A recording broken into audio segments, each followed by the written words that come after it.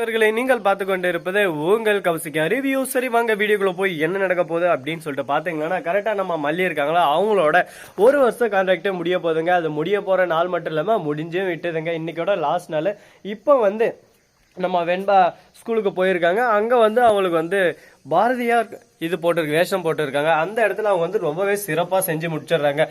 ஆனா இதுல ஒரு ட்விஸ்ட் இருக்குங்க. என்னன்னு சொல்லிட்டு பாத்தீங்கன்னா நம்ம மல்லி அம்மா அங்கே இருந்தால் நான் இன்னும் சிறப்பாக செஞ்சுருப்பேன். ஆனால் மல்லி அம்மா என்னை தேடி வரலை, என் மேலே கொஞ்சம் கூட அவங்களுக்கு பாசம் இல்லை அப்படின்னு சொல்லிட்டு மனசளவில் ரொம்பவே அந்த புள்ள நொந்து போயிட்டு இருக்கு. இருந்தாலும் என்ன பண்ணுறதுன்னு சொல்லிட்டு தெரியாமல் ஒரு பக்கம் நம்ம தலை செம்ம கோவப்படுறாரு. இதுக்கப்புறம் நான் இருந்தும் என்ன பண்ண போகிறேன், அவ்வளோதான், இன்னும் கொஞ்சம் நேரத்தில் நான் கிளம்ப போகிறேன். நீங்கள் நான் சொன்ன 10 நாள் முடிஞ்சிருச்சு, இதுக்கு மேலே ஒன்றும் பண்ண முடியாது, கான்ட்ராக்டும் முடிஞ்சிருச்சு, நான் வீட்டுக்கு கிளம்ப போகிறேன். என் குடும்பம் எப்படி இருக்குன்னு நான் சொல்லிட்டு போய் பார்க்க வேணாவா? எங்கள் அண்ணன் நீ எவ்வளோ கஷ்டப்பட்டு இருக்காங்க உங்களுக்கு தெரியுமா, உங்களுக்கு என்ன தெரியும்னு சொல்லிட்டு பேசினிருக்கீங்க, உங்கள் இஷ்டத்துக்கு பேசத்த நீங்களே பேசிக்கோங்க அப்படின்னு சொல்லிட்டு அதை கிட்ட வெளியே சொல்லாமல் மனசுக்குள்ளவே கும்பிர்னு இருக்காங்க. அந்த வேதனை எல்லாமே லாஸ்ட் வரையும் விஜய் கஷ்டப்படக்கூடாது, நம்மளால இவ்வளோ கஷ்டப்பட்டு இருக்காளா அப்படின்னு சொல்லிட்டு தெரிஞ்சானா கஷ்டப்படுவாருன்னு சொல்லிட்டு எந்த ஒரு உண்மையும் சொல்லாமல் தான் மனசுக்குள்ள வச்சுக்கின்னு எல்லாத்தையும் பூட்டிக்கிறாங்க. இதை பார்க்கும்போது நமக்கே ஒரு பக்கம் ஆனந்த கண்ணீராக வருது. என்னடா இந்த அளவுக்கு ஒரு பக்கம் பாசமா அப்படின்னு சொல்லிட்டு ஒரு பக்கம் தோணுங்க. சரி இப்படியெல்லாம் ஒரு பக்கம் நடந்திருந்தாலும் மறுபக்கம் என்ன நடக்குது அப்படின்னு சொல்லிட்டு பார்த்தீங்கன்னா கரெக்டாக நம்ம தலைவன் வேற லெவலில் விஜய் ஒரு சிறப்பான சம்பவம் செய்கிறான். கரெக்டாக நீ இப்போ போகிற, சரி அவ்வளோதான் உன் கான்ட்ராக்ட் முடிஞ்சிச்சு இல்லை, இருந்தா அப்படி உனக்கு சொன்ன மாதிரி 20 லட்சம் அப்படின்னு சொல்லிட்டு கையில் காசை கொடுக்குற. எனக்கு காசு தேவையில்ல, நான் என் பொண்ணுக்கு என்ன பண்ணணுமோ அதை தான் நான் பண்ணேன். நீங்கள் காசை கொடுத்து என்னை பிரிக்க பார்க்காதீங்க, கான்ட்ராக்டில் காசுக்காக தான் ஃபஸ்ட்டு வந்தேன், இப்போ காசு ஏன் வேணான்ற அப்படி இப்படின்னு சொல்லிட்டு கேட்க, ஏன் முதல்ல முடியும் எல்லாம் ஒரே மாதிரி தான் இருக்கணுமா அப்படின்னு சொல்லிட்டு மூஞ்சில் அடிச்ச மாதிரி சொல்லிட்டு அந்த காசை வச்சுட்டு அங்கேருந்து கிளம்பிடுறாங்க. வெளியே போய் பார்த்தா அவங்க அண்ணனும் அண்ணே அவங்க வீட்டு வாசல் நின்று இருக்காங்க. ஐயோ என்னடா இது இப்படி ஆகிப்போச்சுன்னு சொல்லிட்டு ஒரு பக்கம் இவ பேக்கை தூக்கின்னு வர, மறுபக்கம் அண்ணன் அண்ணி பேக்கை தூக்கின்னு வர. இப்போ சந்தோஷமா, உன் வாழ்க்கையும் நீ கெடுத்துன, எங்கள் வாழ்க்கையும் கெடுத்துட்ட, இப்போ சந்தோஷமா நிம்மதியாக இருக்கியா?